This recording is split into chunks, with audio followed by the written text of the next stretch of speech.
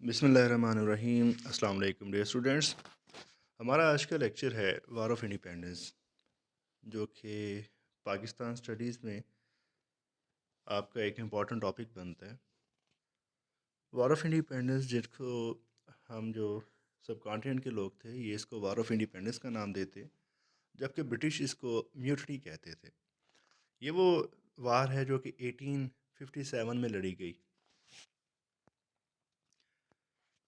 और ये सब कॉन्टिनेंट से ब्रिटिश रूल को ख़त्म करने के लिए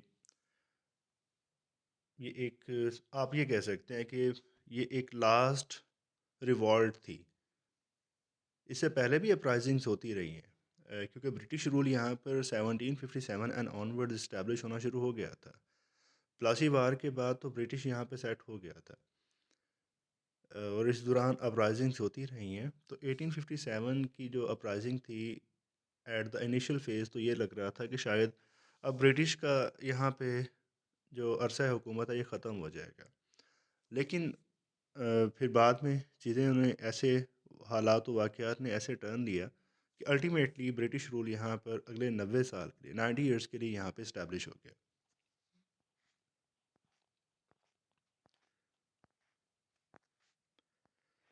जहाँ तक इसकी कॉजेज़ की बात है, तो मल्टीपल कॉजेज़ थी। सोशल कॉजेज़ थी, इकोनॉमिक कॉजेज़ थी, मिलिट्री की के मामलात थे। तो ये मल्टीपल कॉजेज़ थी, एंड इवन रिलीजियस फैक्टर भी यहाँ पे इन्वॉल्व था। तो हम स्टार्ट करते हैं पॉलिटिकल कॉजेज़ से। ब्रिटिश ने जो अपनी एक्सपेंशन की पॉलिसी अडॉप्ट की हुई थी, उसमें annexation of the local provinces and states, ये दोनों चीज़ें चल रही थी। और जिस स्टेट को जिस तरह से काबू किया जा सकता था, वो उसी तरह से उसको मैनेज कर रहे थे।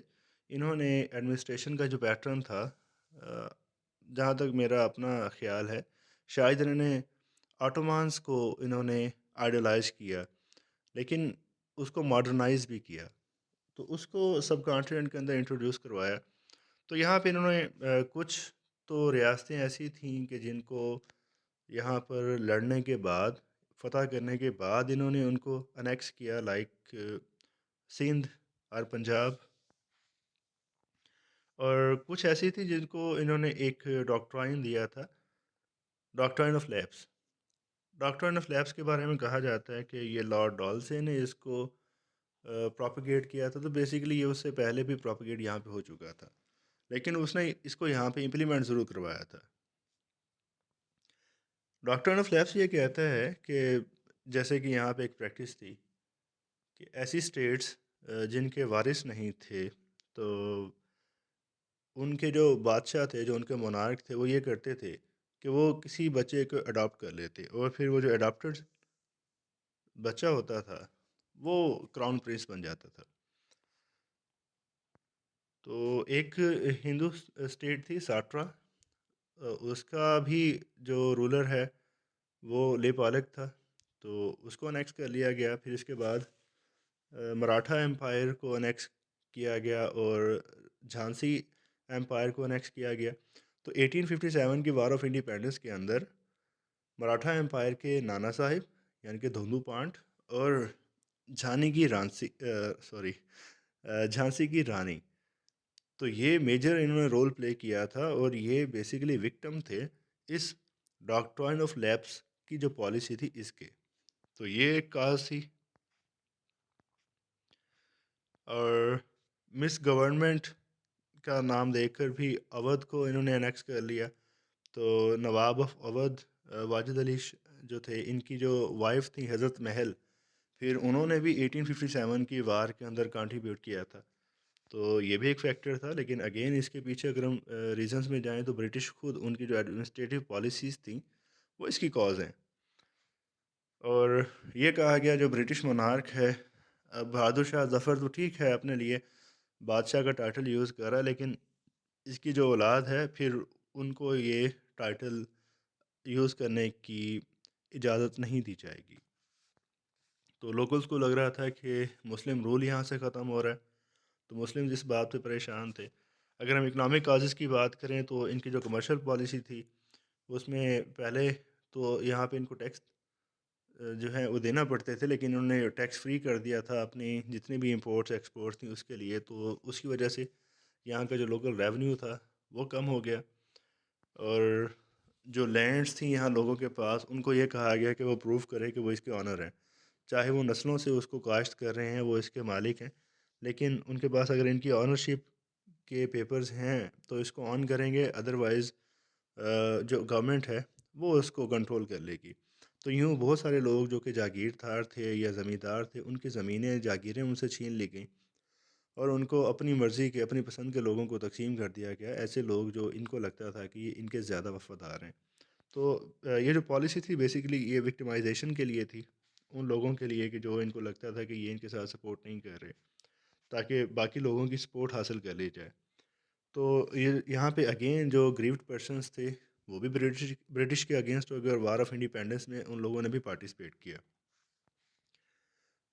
ब्रिटिशर्स की तो लॉटरी लग गई थी। इंडिया के अंदर वो लोग आके यहाँ पे जो जितने भी टॉप ब्यूरोक्रेसी थी या टॉप मिलिट्री ब्यूरोक्रेसी थी वो सारी सीटें इन लोगों ने संभाल ली। और जो लोकल थे उनको सिर्फ क्लास 4 और क्लास 3 की जो सीट्स थी वो इनको दी गई। मोर ओवर ब्रिटिशर्स जो थे वो जो निचली सीट्स हैं इनके ऊपर भी अप्लाई कर सकते थे, लेकिन अगर वो एक ही रैंक पे दो लोग सर्व कर रहे हैं तो ब्रिटिशर की सैलरी कुछ और होती थी और लोकल्स की सैलरी कुछ और होती थी। और इसका अगेन जो फर्दर इम्पैक्ट था वो ये था कि ब्रिटिशर्स तो अपनी सैलरी यहाँ से ड्रॉ करने के बाद ब्रिटिश में वापस भेज दिया करते थे। तो उसका अगेन यहाँ के लोकल जो एक्सचेकर था उसके ऊपर नेगेटिव अफेक्ट आ रहा था। लोकल इंडस्ट्री को तबाह कर दिया गया था। ब्रिटिशर्स अपनी इंडस्ट्री ले आए थे जो कि मॉडर्न थी, और जो लोकल इंडस्ट्री थी जैसा कि घरों के अंदर कपड़े बनाना और इस तरह की चीज़ें, ये इससे बहुत ज़्यादा मुतासर हुई थी।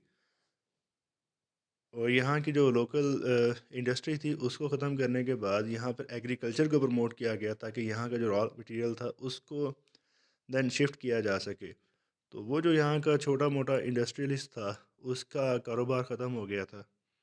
तो वो भी ग्रीव्ड था, वो भी इसका कंट्रीब्यूटर बना इस वार ऑफ इंडिपेंडेंस का। रिलीजियस एंड सोशल कॉजेज़ की अगर हम बात करें तो इसमें दो मेजर फैक्टर्स बनते हैं। एक अबोलिशन ऑफ सती, सती जो कि हिंदुओं की एक रिचुअल थी। ठीक है, इसको ख़त्म करना मुझे लगता है कि अच्छा किया था उन्होंने, लेकिन बहरहाल तब सोसाइटी इतनी एलाइटेड नहीं हुई थी, तो उन लोगों ने इसको एक्सेप्ट नहीं किया था। और इसके अलावा ब्रिटिश मिशनरीज़ यहाँ पर आए। मिशनरीज़ अपने जो क्रिश्चियन रिलीजन था उसको यहाँ पे प्रोपेगेट कर रहे थे। तो इसका टारगेट अगेन मुस्लिम और हिंदूज़ बनते थे। और यहाँ पे जो ऑर्फन्स होते थे उन ऑर्फन्स को ये मिशनरीज़ टेक कर लेते थे और उनको क्रिश्चियनिटी की तरफ कन्वर्ट कर देते थे। फर्दर मोर 1837 के अंदर एक फेमीन आया था, उसमें भी बहुत सारे बच्चे जो उस कहत में जिनके पेरेंट्स, जिनके आबा व अजदाद की डेथ हो गई थी, या इवन उनके जो पेरेंट्स थे वो उनको सपोर्ट नहीं कर सकते थे, तो उनको ये मिशनरीज टेक कर लेते और फिर उनको कन्वर्ट करते थे। मिलिट्री काजेज़ में अगेन वो जो डिफरेंस की हमने बात की थी, सैलरीज़ का डिफरेंस था, वो एक रीज़न थी। और यहाँ के जो लोकल्स थे अब उनको ये कहा गया था कि पहले ये अपने लोकल एरिया में सर्व करना चाहते थे, इनको ऑल ओवर द इंडिया इनको मूव किया जाता था। और फिर फर्दर ये कहा गया कि इनको अब all over the world move किया जा सकता है, क्योंकि ब्रिटिश कॉलोनीज़ पूरी दुनिया में फैली हुई थी और हिंदुस्तान की पॉपुलेशन बहुत ज़्यादा थी।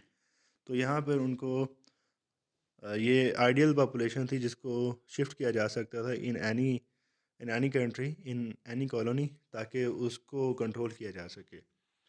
तो यहाँ की मैन पावर उनके लिए बड़ी सूटेबल थी, लेकिन जो लोकल्स थे वो इसको एक्सेप्ट नहीं कर रहे थे। और फिर फाइनली जो कैटरेजेस यहाँ पे यूज़ की जा रही थी, नई कैटरेजेस इंट्रोड्यूस करवाई गई जिसके बारे में एक अफवाह फैली कि इसके अंदर काउस एंड पिग्स की चर्बी इसके अंदर शामिल है।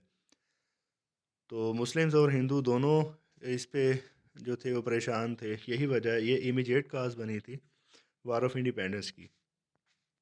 और इस कैटरिज के प्रॉब्लम को फिर लेकर रिवॉल्ट हुई थी। कुछ लोकल्स थे जिन्होंने इस कैटरिज को यूज़ करने से इनकार कर दिया था। तो 85 जो स्पाइस थे उनको उठाकर जेल में डाल दिया गया। तो इसके रिएक्शन के तौर पर 10 मई 1857 को वार ऑफ इंडिपेंडेंस शुरू हो गई। इस वार ऑफ इंडिपेंडेंस को मिर्ज़ा मुग़ल ने, जो कि बहादुर शाह का बेटा था, वो इसको लीड कर रहा था। और जनरल बख्त ख़ान को कहा जाता है he was the commander in chief of this war of independence. और भी लीडरशिप थी लाइक राय अहमद ख़ान खरल, रानी ऑफ झांसी, धोंदू पाठ वगैरह। ये वार ऑफ इंडिपेंडेंस फेल हो गई थी। ये फेल क्यों हुई थी?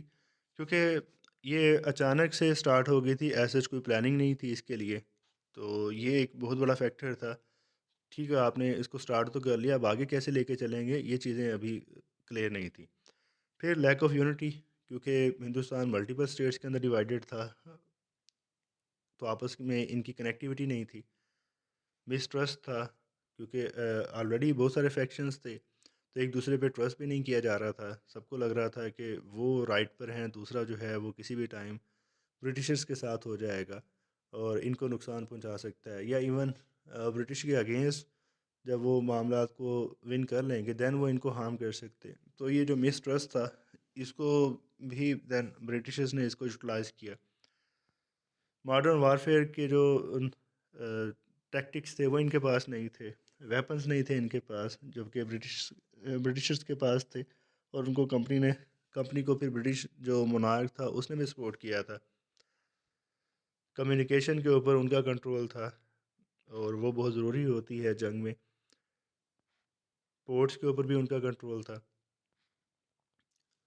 और फिर एक और बहुत बड़ा फैक्टर ये था कि हिंदुस्तान की पॉपुलेशन का बहुत आप ये कह सकते हैं कि हिंदुस्तान की टेरिटरी में ये जो वार ऑफ इंडिपेंडेंस थी, ये बहुत कम एरिया में फैली थी, जबकि ज़्यादातर लार्जर एरिया जो था वो इससे बिल्कुल अलग बैठा हुआ था। और कुछ नवाब जो थे वो इनको सपोर्ट भी कर रहे थे ब्रिटिशर्स को। तो अगर उनकी सपोर्ट ना होती तो ब्रिटिशर्स यहाँ पे कभी भी कामयाब ना होते, और अवाम ने भी इसको सपोर्ट नहीं किया था। और सबसे बड़ी बात यह थी कि इनके पास कोई ऐसा कैपेबल लीडर भी नहीं था। ठीक है, लीडर्स थे लेकिन कोई सेंट्रल लेवल की लीडरशिप नहीं थी। तो ये सारे फैक्टर्स बने इसकी नाकामी के। तो इसकी नाकामी के बाद फिर ये हुआ कि ब्रिटिशर्स ने जो ब्रिटिश क्राउन था उन्होंने इसको यहाँ से ईस्ट इंडिया कंपनी को ख़त्म कर दिया। 1858 के एक्ट के तहत यहाँ पे बाकायदा ब्रिटिश रूल इस्टेब्लिश हो गया। तो यूँ ईस्ट इंडिया कंपनी ख़त्म हो गई।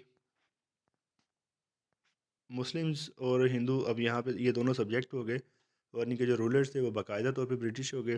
ब्रिटिशर्स ने ये किया कि हिंदू क्योंकि ऑलरेडी इनके साथ कोऑर्डिनेशन में चल रहे थे, और मुस्लिम जो थे वो माइनॉरिटी थे, उनको क्रश करना ज़्यादा आसान था। तो फिर मुस्लिम्स को टारगेट करना शुरू कर दिया गया। सर सैयद ये कहते हैं कि मैंने कोई ऐसी बला नहीं देखी जो आसमान से उतरी हो और उसने किसी मुसलमान का घर ना देखा हो। तो जितनी भी ये विक्टिमाइजेशन थी that was all directed towards the Muslims, जबकि हिंदू जो उनको यहाँ पे अपीज़ करने की कोशिश की गई ताकि उनकी फेवर ली जाए, क्योंकि उनसे उनके ऊपर पहले हुकूमत की जा रही थी। तो उनको फ़र्क नहीं पड़ा था वो जो हुकूमत है वो मुस्लिम्स की हो या ब्रिटिशर्स की हो। अगर हम इसके कंक्लूजन की तरफ आएँ तो बहुत सारे फैक्टर्स थे वार ऑफ इंडिपेंडेंस के लिए, लेकिन जो एक इमीडिएट काज थी that was the use of that cartridge, जिसने इस वार ऑफ इंडिपेंडेंस को इग्नीट किया। इसके पीछे बहुत सारे फैक्टर्स ऑलरेडी चल रहे थे। तो इस इग्निशन की वजह से आप ये कह सकते हैं कि ये वाला ब्लास्ट हुआ। लेकिन क्योंकि कोई सेंट्रलाइज्ड लीडरशिप नहीं थी और ब्रिटिश जो थे उनके पास मॉडर्न वारफेयर था, वारफेयर के इक्विपमेंट्स थे, एंड फाइनली इसको लोकल सपोर्ट नहीं मिल सकी, तो यही वजह है कि वार ऑफ इंडिपेंडेंस नाकाम हुई। लेकिन इसने यहाँ की पॉपुलेशन पे लॉन्ग लास्टिंग इम्पैक्ट ज़रूर छोड़े थे। That was all about war of independence. आप कुछ ऐड करना चाहें, कुछ पूछना चाहें तो most welcome. Thank you so much.